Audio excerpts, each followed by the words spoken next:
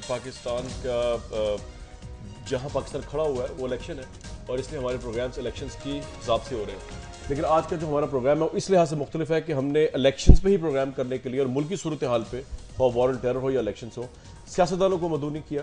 आज के प्रोग्राम में गेस्ट बहुत अहम है और उनके तजिया पढ़ते क्रेडिबल है, इंडिपेंडेंट भी हैं बहुत से लोगों के नज़दीक, बहुत से लोगों के नज़दीक ऑब्जेक्टिव भी हैं।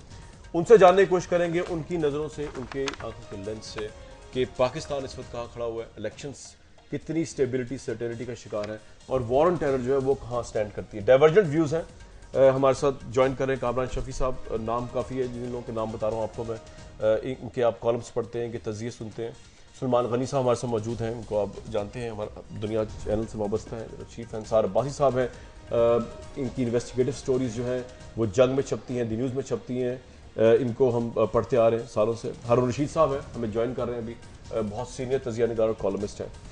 अगर मैं इससे पहले के प्रोग्राम का आगाज़ करूँ, आज की एक अहम तरीन डेवलपमेंट व्यूज़ हुई लाहौर के अंदर, और वो डेवलपमेंट इसलिए भी बहुत बड़ी बन गई। एक तो मेट्रो बस प्रोजेक्ट की ऑब्वियस मैं बात कर रहा हूँ कि यूनिक प्रोजेक्ट है पाकिस्तान के कॉन्टेक्स्ट में, ट्रांसपोर्ट के हवाले से, बिजनेस कॉमर्स के हवाले से, और इसकी अहमियत आज की तकरीब की इसलिए बन गई कि ना सिर्फ वज़ीर आला तो थे ही थे, लेकिन 35 ममालिक के सफ़ीर शामिल थे, नायब वज़ीर आज़म टर्की के इसमें शामिल थे। ये इतनी बड़ी अचीवमेंट क्यों है, इस पर बात कर लेंगे मुख्तसरन। एक ऐसी सर्विस है जिसमें 18,000 अफराद जो हैं वो 1 घंटे में सफ़र कर सकेंगे। एयर कंडीशन सर्विस है, डिले नहीं हुआ करेगा, मरीजों से लेकर डॉक्टर, कहा जा रहा है वज़ीर आला का ये क्लेम है, और लग ऐसे रहा है बज़ाहिर कि अगर ये कामयाब रही तो वाकई ये चीज़ें कवर होंगी। बहुत बड़ा इसका पैसेज है जो ये कवर करती है, गुजमत शादरा तक 27 किलोमीटर तवील ये जगह है। 27 स्टेशन पे इलेक्ट्रॉनिक टर्मिनल्स पहली दफ़ा लगाए गए, ई टिकटिंग का मॉडर्न सिस्टम इसमें शामिल किया गया। इसलिए अगर ये इसी तरह चले जिस तरह ये बताया गया तो बहुत बड़ी अचीवमेंट है आई थिंक पाकिस्तान की ट्रांसपोर्ट सिस्टम के अंदर और पाकिस्तान के लोगों की सहूलत के लिए। आज की तकरीब में वज़ीर आला पंजाब की एक बात सुनते हैं, उन्होंने क्या कहा, और वापस आते हैं इसी प्रोग्राम में। मेट्रो बस सिस्टम, इसमें कारखानों में काम करने वाले मेहनत कश भी होंगे और इंशाअल्लाह वो वक्त आएगा जल्द कि इस सिस्टम में कारखानों के मालिक भी सफर करेंगे, मरीज अस्पतालों को जाने के लिए सफर करेंगे। इसमें हमारे मसीहा डॉक्टर्स और नर्सें भी सफर करेंगी।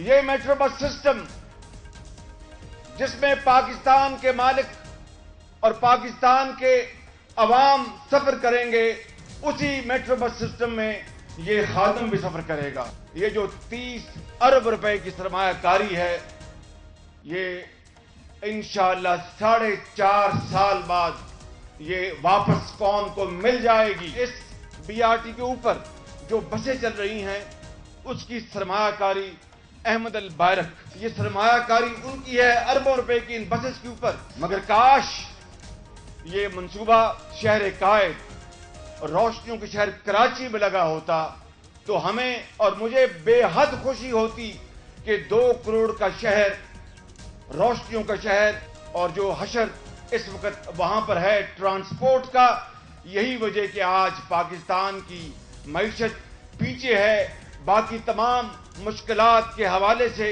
तो ये भी उसमें एक बहुत बड़ी वजह है। राइट जी, गनी साहब मौजूद थे आज तकरीब के अंदर। इतनी बड़ी अचीवमेंट है जितनी बताई जा रही है, आपको लगता है ऐसे? कुछ तो तारफ आपने कामरान करवा दिया। ये 115 बसें होंगी। मैं समझता हूँ कि एल लाहौर के लिए एक तोहफा है, चूंकि मैं लाहौर के अंदर देखता था कि ट्रैफिक का शदीद दबाव था और मुख्तलिफ जगहों पे सैकड़ों लोग खड़े होते थे, वैगनें नहीं थी, बसें नहीं थी। बहरहाल एक बड़ा मेगा प्रोजेक्ट है और पहली दफ़ा मैंने देखा है कि एक जश्न बहारा का समा था कि मैं वो सारा रूट देख के आया कि लोग खड़े थे, डॉक्टर्स थे, इंजीनियर्स थे। डॉक्टर्स वाला भी एक वाकया पेश आया, लेकिन तलबा को, वकला को, आम आदमी को मैंने इतना खुश कभी नहीं देखा, और वो बस की तरफ देख के खुश हो रहे थे। और मेरा ख्याल है कि वो मुस्लिम लीग नून की शायद ये सियासी हिकमत अमली का नतीजा है कि पिछले दौर में उन्होंने मोटरवे बना दी और वो आज तक मोटरवे का तोड़ कोई नहीं आ सका, इसीलिए उन्होंने लाहौर के अंदर ये जो मनसूबा पेश किया है, यकीनन इससे जो ट्रैफिक का दबाव था वो कम होगा, और ये बहरहाल एक अचीवमेंट है चीफ मिनिस्टर पंजाब। तो आप कमेंट कर सकते हैं इसके ऊपर, लेकिन फिर मेरा आपसे जो अहम सवाल आज आपकी नजर से देखने की कोशिश करेंगे। पाकिस्तान पिछले कई साल से वॉर एंड टेरर में रहा। मैं आपके कॉलम्स पढ़ रहा था, जहां जहां अटैक्स हुए फौजी शहीद हुए। आपने बड़ा क्लियर मुतालबा किया है कि इस मुल्क की जो सलामती है उसका ताल्लुक इसी बात से है कि मुज़ाहमतकारों टेररिस्ट के साथ हाथ ना मिलाया जाए? तालिबान से मुज़ाकरात नहीं करनी चाहिए आपके ख्याल में इस मुल्क में पीस के लिए? कामरान शफी साहब, पहले तो मेट्रो बस में आऊँ, मैं भी लाहौर में रहता हूँ और मुझे भी बहुत दिक्कत हुई जब देखेंगे कितनी वो जो शाराएं वो बंद हैं, जो सड़क बंद थी क्योंकि वो बना रहे थे ये मेट्रो बस। लेकिन मेरे ख्याल में जब आप चीज़ बनाते हैं तो कुछ चीज़ तोड़नी भी पड़ती है। और मुझे याद आता है कामरान के जब ये था बैंकॉक में वो बना रहे थे अपनी एयर ट्रेन जो कहते हैं ऊपर जो चलती है गाड़ी, तो वहाँ भी यही तमाशा था। वहाँ बड़ी मुश्किल से जहाँ 1 घंटा लगता था एयरपोर्ट से, तो 3-3 घंटे लगते थे होटल पहुँचने तक। तो ये होता है, तो मेरा ख्याल ये अच्छा मंसूबा है और अल्लाह करे ये कामयाब हो। तो आपने कहा ना तमीर के लिए तकरीब भी बिल्कुल जरूर बिल्कुल। लेकिन जो तकरीब जिसकी बात आपकी है तालिबान की, उसमें बात ये देखे जी, आप स्टेट के खिलाफ खड़े होके स्टेट के इनोसेंट बच्चे बच्चियां बूढ़े औरतें उनको आप उड़ा के, गुलबर्ग ये लाहौर की मार्केटें आप उड़ा के, चांद मार्केट नाम है उसका जी, वो आपने उड़ा दी है जी, मून मार्केट में, चांद मार्केट। पेशावर में मीना बाजार आपने उड़ा दिया, औरतें मरी बीच में 300। अरे खुदा का खौफ करें, हमारे फौजी आपने मारे कुल्हाड़ियों के साथ, उनके सर काट दिए, और आप मुज़ाकरात करना चाह रहे हैं और सारे लाइन में खड़े हो गए मुज़ाकरात करें, फौरन करें। क्यों करें भाई? राइट, जरूर करें मुज़ाकरात अगर हमारे लोग हैं तो। उनमें चेचन हैं, अरब हैं, सोमाली हैं, सुडानी हैं, उज़्बेक हैं, काज़क हैं, चीनी हैं। आपका पॉइंट ये कि पाकिस्तान मतलब कहने का ये है कि जो उनमें जो अनासिर क्रिमिनल हैं, जो कुल्हाड़ी वाला बंदा था जो कि नेशन के फ्रंट पेज पे तस्वीर आई थी और हमारे सिपाहियों के वहां 9 सर पड़े हुए थे, मेरा खून नहीं खौला उस वक्त। किस पाकिस्तानी का खून नहीं खौला था? और आप बात करने जा रहे हैं उनके साथ, तो बात नहीं हो सकती। वो सामने लाएं, उसको सामने करें कि जी ये है उनका कातिल, ठीक है, उसको आपने जो करना है सजा आपने, जो उनके कातिल है सामने करे, फिर बात हो सकती है। हथियार फेंके फिर बात हो सकती है। बिल्कुल ठीक। मैं भी आ रहा हूँ 1 मिनट में, आपने सुना 1 मिनट में मैं इनसे काउंटर लेके फिर आपसे ही पूछूंगा इसके ऊपर। अंसार अब्बासी साहब, आपने कामरान शफी साहब की बात सुनी, इनके पॉइंट ऑफ व्यू से बहुत से लोग एग्री भी कर सकते हैं और डिसएग्री भी कर सकते हैं। आपका ऑब्वियसली क्लियर कट व्यू है, एटलीस्ट मुझे लगता है कि तालिबान या एक्सट्रीमिस्ट एलिमेंट्स के साथ बात हो सकती है उनको धारे में लाने के लिए। ये is this your perception right now as well, जो मैं बताइए मैंने? अंसार साहब स्टिक करते हैं इससे आप? देखें जो कामरान शफी साहब ने रिएक्शन दिया है ना, ये रिएक्शन एक इंडिविजुअल का है मेरा ख्याल। और जहाँ पे स्टेट आती है तो स्टेट के रिस्पॉन्सेज इंडिविजुअल्स के रिस्पॉन्सेज से डिफरेंट होने चाहिए। और आप ये देखें कि ये अगर आप नहीं देखेंगे कि किस वजह से ये सारा, देखें एक साइड पे खुदकुश बमबार हैं, बिल्कुल कंडेमनेबल है। दूसरी साइड पे हमारे गवर्नमेंट की पॉलिसीज़ हैं जो पिछले कोई 10-12 साल से चल रही हैं। मैं कहता हूं कि वो खुदकुश पॉलिसीज़ हैं। सो हमें खुदकुश पॉलिसीज़ को भी देखना है कि किस तरह से उनका रिव्यू करके उनको हमें अंडू करें, और फिर इसी तरीके से जो कंडेमनेबल एक्ट्स जो एक्सट्रीमिस्ट फर्ज करें कि जो किसी पॉलिसीज़ की वजह से फॉर एनी रीज़न अगर उन्होंने स्टेट के अगेंस्ट हथियार उठा लिए हैं, तो ये हमारी जिम्मेदारी है कि हम उन रूट कॉजेज़ को एड्रेस करते हुए हम उनको बाज रखें उस काम से, जिसकी वजह से जाहिर है आप पिछले 10-12 साल से जो कामरान शफी साहब कह रहे हैं कि मारे उनको, यही किया जा रहा है। और वो देखें ये मर्ज बढ़ता ही जा रहा है, बिकॉज जो एक हॉलिस्टिक अप्रोच होनी चाहिए इस पूरे इशू को रिजॉल्व करने के लिए वो हो नहीं रही। मैं ये समझता हूं कि बलोचिस्तान में, देखें बलोचिस्तान का BLA का मसला है, बरामदा भुगती, वो तो ओपनली स्टेट के अगेंस्ट बात करता है। मैं कहता हूं कि उनके साथ बात करनी चाहिए, अपने लोगों से नहीं लड़ा जाता। अपनी फौज को जी अच्छा, मुझे एक बात बताइए कि आपका ये अपनी फौज को अपने लोगों से नहीं लड़ाया जाता, ठीक है, और ऐसी पॉलिसीज नहीं बनाई जाती जहां पे लोगों का जो आपकी फेथ और जो पॉलिसीज हैं जिस तरह की, यानी आप जब कंफ्यूज हो जाएं बिल्कुल कि किस किस्म की पॉलिसीज, ठीक है, फर्स्ट कह रहे वॉर ऑन टेरर के बाद जो पॉलिसी अडॉप्ट की गई उससे जो जिस किस्म का एक कंफ्यूजन क्रिएट की गई, तो उस कंफ्यूजन का ये कंसिक्वेंस था कि एक्सट्रीमिज्म पाकिस्तान में फैलेगा। अब जब तक एक तो वो पॉलिसीज भी रिव्यू होना चाहिए और उसके साथ साथ डेफिनेटली जो तालिबान की एग्रेशन है उसको भी खत्म होना चाहिए। अच्छा, मुझे टू द पॉइंट एक सवाल का जवाब, मैं सिर्फ क्लियरिटी से चाहता हूं। सिर्फ एक पॉइंट, ये जो कहना कि जी ये तालिबान जो कर रहे हैं क्योंकि अमेरिका ने जो किया अफगानिस्तान में, या जो ड्रोन किया वॉर ऑन टेरर 1994 में शुरू हुआ है मेरी जान। तालिबान तो नहीं आए थे 1994 में। अंसार अब्बासी साहब, खुदा का नाम है, हिस्ट्री ठीक करें, अपनी हिस्ट्री ठीक करें। कब पाकिस्तान आर्मी के अगेंस्ट, कब खुदकुश धमाके हुए, कब हमारी सिक्योरिटी, में लड़ाई शुरू नहीं 2002 के बाद स्टेट के अगेंस्ट, सारी जंग स्टेट के अगेंस्ट 2002 के बाद शुरू हुई। हिस्ट्री पढ़े एक दफा और। इसमें कामरान एक छोटा सा बात सिर्फ ये है कि जी देखें ये सारा इशू आपकी पार्लियामेंट में भी तो डिस्कस हुआ ना जी, बिल्कुल 3 रेजोल्यूशंस भी तो आई ना। बिल्कुल उन्होंने क्या कहा, उन्होंने कहा कि बात करनी चाहिए। हम इंडिया से तो बात कर रहे हैं, बात कर यानी हमें मार रहा हमें वो सलाला में चौकी पे हमला करके अमेरिका ने ड्रोन हमलों के, आपका ये पॉइंट ऑफ व्यू है अलॉन्ग विद इंसार साहब के, बासी साहब की तायद करता हूं। बात ये कि हमें मर्ज की तशखीस तो करनी चाहिए।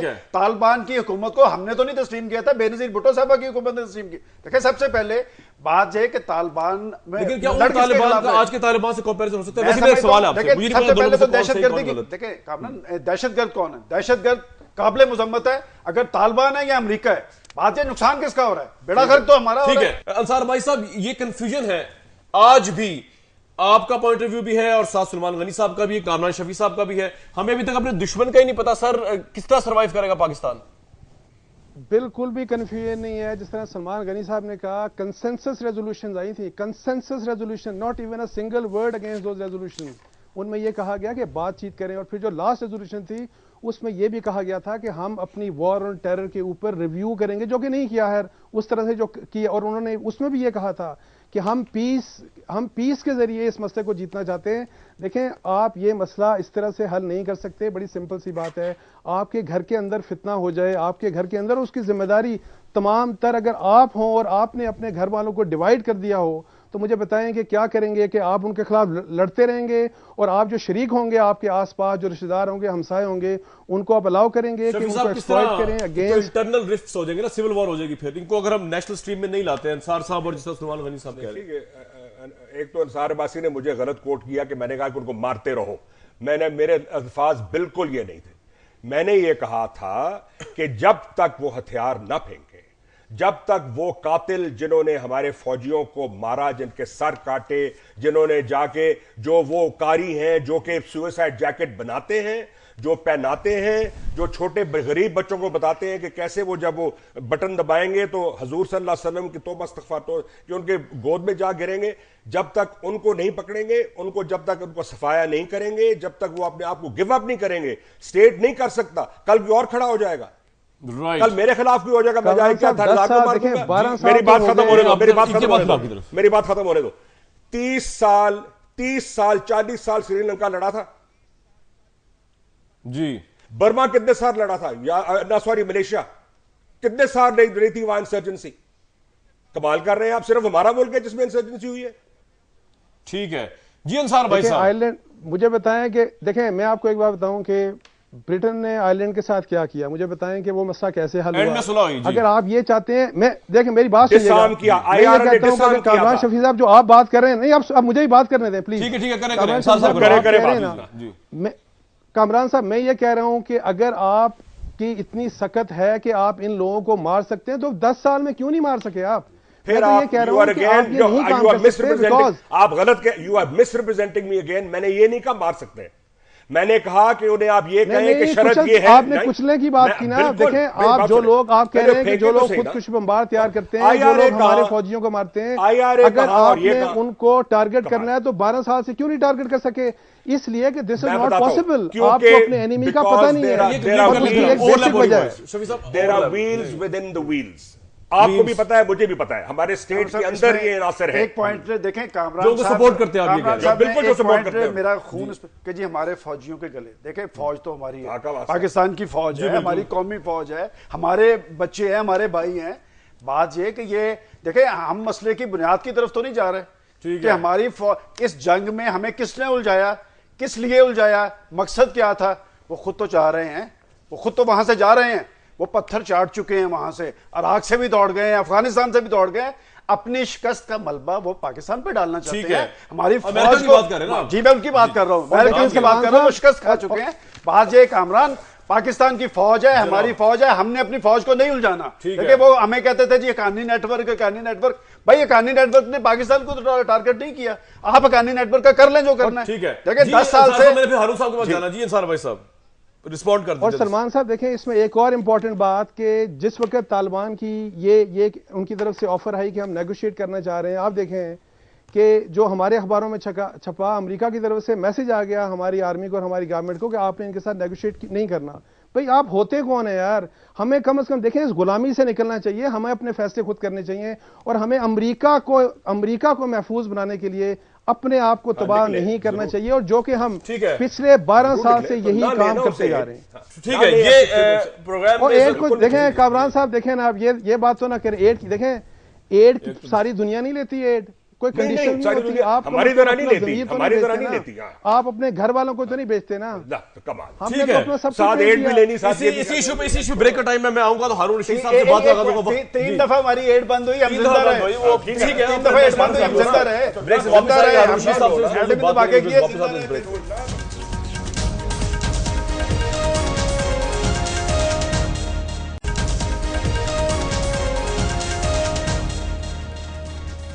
बहुत वार्म वेलकम। बस एक ज़िमन सवाल से कामरान शफी साहब, उसके बाद में आगे पाकिस्तान इलेक्शंस पे भी आ जाते हैं। सलमान गनी साहब ने और सार बाइस दोनों ने एक बात बड़ी वैलिड की, अगर इंडिया से एग्रीमेंट हो सकता है या ताल्लुकात ठीक हो सकते हैं तो तालिबान से भी हो सकते हैं, वो तो हमारे अपने पाकिस्तानी हैं जो डी ट्रैक हुए हैं, या आपके ख्याल में बिल्कुल हो सकता है हथियार नहीं डालेंगे वो? इंडिया तो दुश्मन मुल्क समझ लेना आप।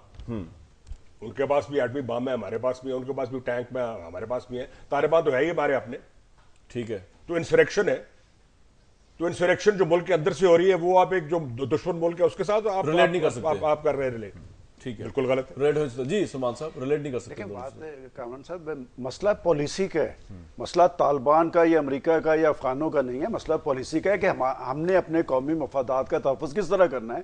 पाकिस्तान है, पाकिस्तान की फौज है, पाकिस्तान के 18 करोड़ अवाम है, हमारा एक सनती और तजारती अमल है।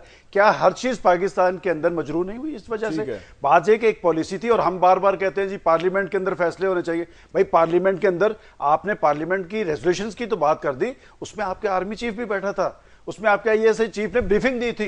एक कंसेंसस हुआ था कि हमें अपनी पॉलिसी पे नजरसानी करनी है और बात करनी है। देखिए बात करने में हर्ज क्या है? मैं तो दोबारा कहता हूं कि आप इंडिया से बात कर सकते हैं, वो तो दुश्मन है ये इनके साथ।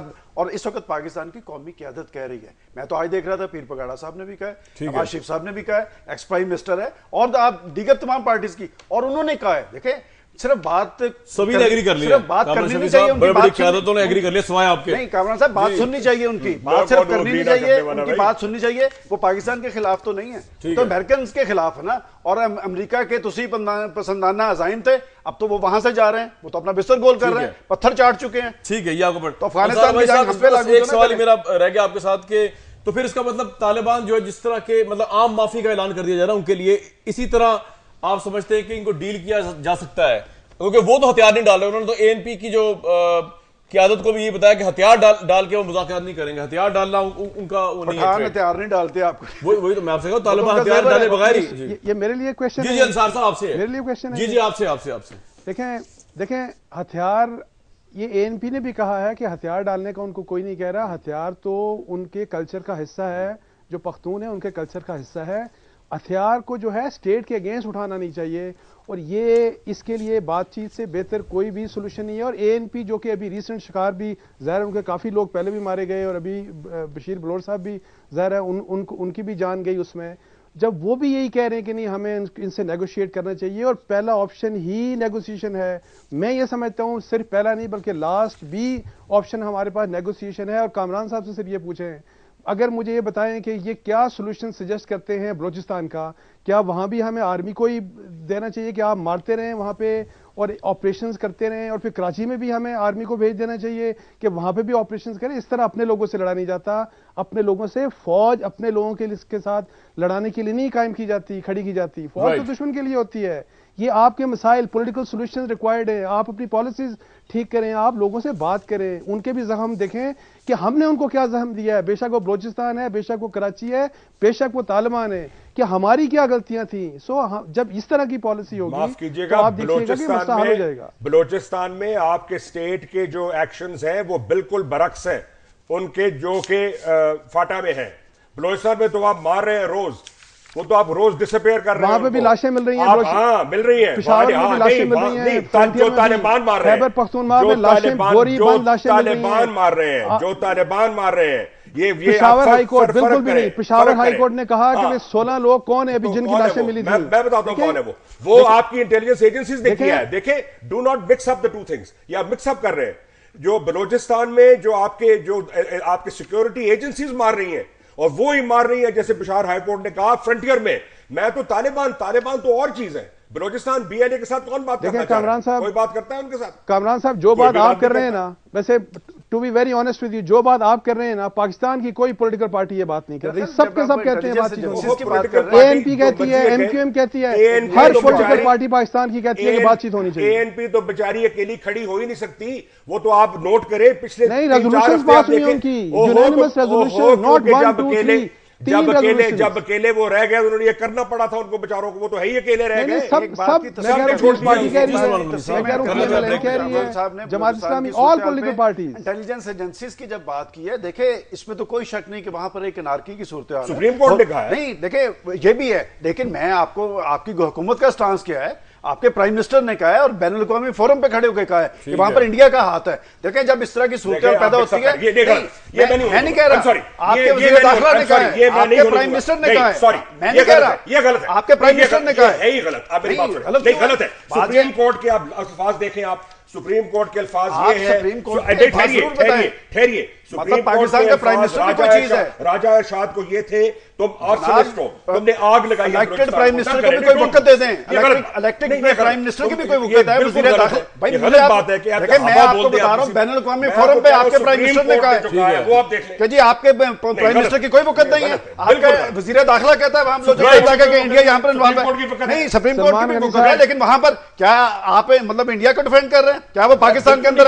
इंतशार नहीं फैलाता? क्या वो अकबर इस्तेहकाम नहीं पाकिस्तान में फैलाता? क्या उसने क्या किया बॉर्डर्स पे? नहीं कामरान साहब, आप ऐसी बात ना करें। बात नहीं, मैं ये बात कर रहा बात है। ये देखो, आज एक पाकिस्तान को अकबर इस्तेहकाम से 2-4 चढ़ा देना, ये गलत नहीं, चढ़ाने वाली बात नहीं कर रहा। आप इंटेलिजेंस, सुप्रीम कोर्ट ने खुद कहा, आप इंटेलिजेंस एजेंसीज की बात कर रहे हो। मैं कहता हूँ कि जी वहां पर इंडियन उन्होंने कहा, कौन दे रहा है बीएनए को सपोर्ट कौन कर रहा है? आईएसआई आग लगा रही है, सुप्रीम कोर्ट ने कहा। बीएनए को सपोर्ट कौन कर रहा है? मैं कहता हूँ इंडिया कर रहा है। कोर्ट ने कहा है, आप अच्छी बात कर रहे हैं, ठीक कह रहे हैं। बात ये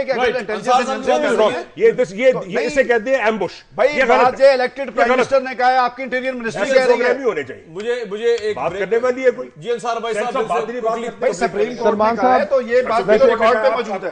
अच्छा, आपके ख्याल में प्राइम मिनिस्टर की कोई वक़्त नहीं पाकिस्तान में?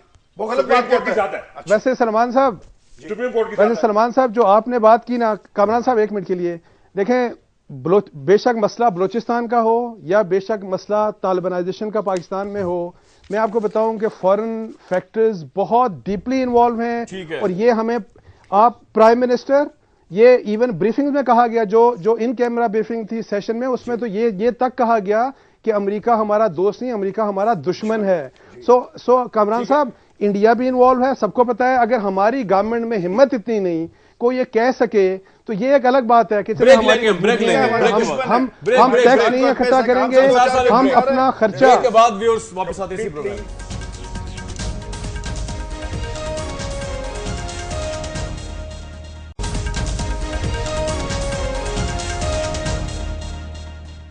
इस प्रोग्राम में आपको दोबारा वार्म वेलकम। इसी प्रोग्राम में आज हमें ज्वाइन किया हारून रशीद साहब। हारून साहब, अगर आपको मेरी आवाज आ रही है, डिस्कशन जो है ऑब्वियसली तालिबान के हवाले से पहले भी आवाज ड्रॉप हो गई थी। हमें कंफ्यूजन है आज भी बहैसियत कौम बेसिकली के how to define the Taliban factor. आपके ज़हन में भी कंफ्यूजन मौजूद है ये तालिबान को लेके? देखिए, मुझे कोई रत्ती बराबर भी कंफ्यूजन नहीं है। आपका वक्त अब खत्म हो गया प्रोग्राम का। इस इलाके में डिस्टेबलाइजेशन हुई पहले सोवियत यूनियन की वजह से, फिर अमेरिका की वजह से जनाब। लेकिन उसूल होता है। कुरान मजीद ये कहता है कि किसी कौम की दुश्मनी तुम्हें ज्यादती पर आमादा न करे। असल चीज इंसाफ है। जो अमरीकियों ने किया, जो रूसियों ने किया, 5000 साल पुराने देहात बर्बाद कर दिए, 13 लाख आदमी रूसियों ने कत्ल किए। अमरीकियों का कोई हक नहीं था कि वहां आते।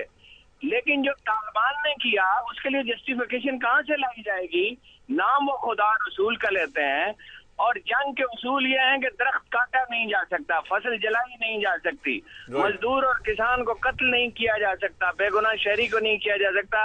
ये मार्केटें उड़ाते हैं। इसके लिए जवाब तलाश करते हुए कोई खुदा का खौफ करना चाहिए। अफरीद दो है, एक इंपीरियलिज्म है, बल्कि तीन है। एक ये इंतहा पसंद है पागल लोग, और ये हुक्मरान तबका। हारून साहब मेरे साथ रहे आप प्लीज, अभी टाइम है। हारून साहब आपने बड़ा वैलिड पॉइंट उठाया। आपने इस्लाम के जो वॉर के लॉज हैं वो बयान कर दिए। अंसार अब्बासी साहब इनकी बात में वजन तो बहुत है हारून रशीद साहब के। वो कह रहे हैं कि इस्लाम में तो ये कि निहत्ते पे हथियार, निहत्ते को ना मारो चाहे वो तुम्हारी दुश्मनी क्यों ना हो, और आम पब्लिक और मार्केट्स को ना उड़ाया जाए। तो किस तरह सॉफ्ट कॉर्नर दरख्त नहीं काटा जा सकता, जी फसल नहीं जलाई जा सकती। वही हारून साहब वही पॉइंट आप के नाम पे गर्दनें काटते हैं। देखें जी अंसार साहब, देखिए अगर हारून साहब या आप ये मुझे नहीं पता, अगर कोई, मैंने तो नहीं कहा कि जो पाकिस्तान में हो रहा है, ये जो मार्केटों में धमाके हो रहे हैं या ये कोई जहाद का हिस्सा है, मैंने तो कहा ही नहीं। मैं तो ये कह रहा हूँ कि मैं आपको तो नहीं कहा, मैं तो उसूल की बात कर रहा हूँ।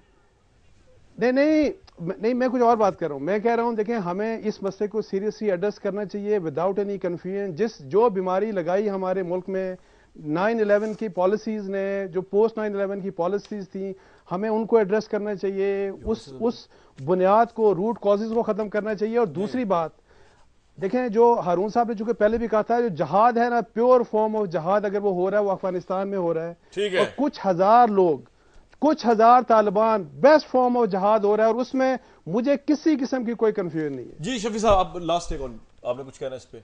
नहीं, बहुत कुछ कह लिया और बहुत कुछ कहा गया जी। मुझे सिर्फ हारून रशीद साहब, अस्सलाम वालेकुम जनाब। हारून साहब को आवाज आ रही है? जी जी जी जी, कामरान शफी साहब है जी। हजूर सलाम। जी मैं जानता हूँ कामरान साहब को।